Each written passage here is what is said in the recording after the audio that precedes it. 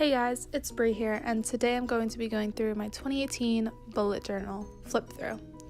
So I do use a Moleskine journal. I got it from Target. It was pretty inexpensive, but the only thing is my pens did bleed through a little bit of the pages, which isn't really the best, but it did get the job done.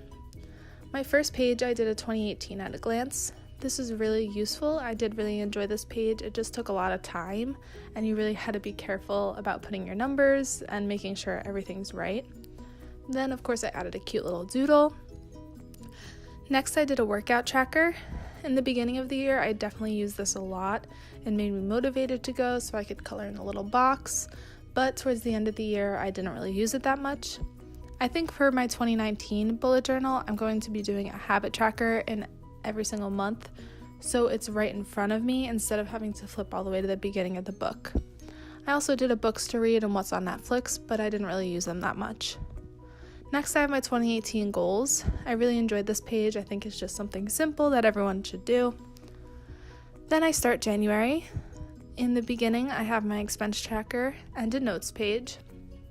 I really enjoyed having an expense tracker because it gave me the motivation to know how much I'm spending and keep track of it so I don't spend too much and whatnot. I do have a notes page as well, which I did use in the beginning of the year. Next, I have my weekly spreads. I didn't really try anything new or challenge myself or anything. I kept it pretty simple. All of the spreads are vertical and have the same doodles at the top, but it did get the job done. After January comes February. And in the beginning of this spread, I did do the little hello February with a little simple heart around with some roses in it. And I did have a calendar, a little monthly calendar at the bottom, which I didn't really use too much, so I don't think that was necessary. Next, I have my expense tracker and my notes. I put these at the beginning of every month because, like I said, I like the expense tracker, but the notes I slowly stopped using as the year ended. I always add some doodles on pages that are blank or even throughout the week. As you can see, February 14th, Valentine's Day, I added a cute little cactus doodle. This was the first week that I tried to do a horizontal spread. I really did enjoy this more, I think. The vertical was good, but it didn't give me as much room to write. So March, I didn't really have a lot of inspiration this month. I kept it very, very simple until the end where I discovered I wanted to do a monthly calendar layout. I really enjoyed this. I think this is a great way to keep track of important things you have to do. So in April, I did it at the beginning of the month, which made more sense. Then I have my expense tracker in my notes. Then throughout the weeks, I just do the same thing. This week, I did add drop shadows to the edge of my boxes, which I think is really helpful and cute at the same time. Then I actually messed up here, so I ripped a page out, and then I had to tape it together with some washi tape, which I don't really recommend. Kind of messed up my bullet journal. Then it comes to May. This is when I really enjoyed doing the calendar layout. It does take a little bit of time, but it's definitely worth it in the end. Then I have my weekly spreads. This is where I began to do a little bit of faux calligraphy, if you will. I didn't really have a hand lettering pen or anything, so I just did faux calligraphy. Then I made a doodle here. This is just some other hand lettering that you can always do. It's pretty simple and it's fun as well. Then we come to June. I got my first pack of Tombow markers this month, just the plain basic pack, and so I definitely use them a lot throughout the month because I enjoyed it. I really like this lettering with the simple black and then the thick background letters. Then it comes to July. This I found a lot of inspiration from Pinterest, which I think everyone should do. There's a bunch of ideas out there and you can always switch it up. You don't have to copy, obviously.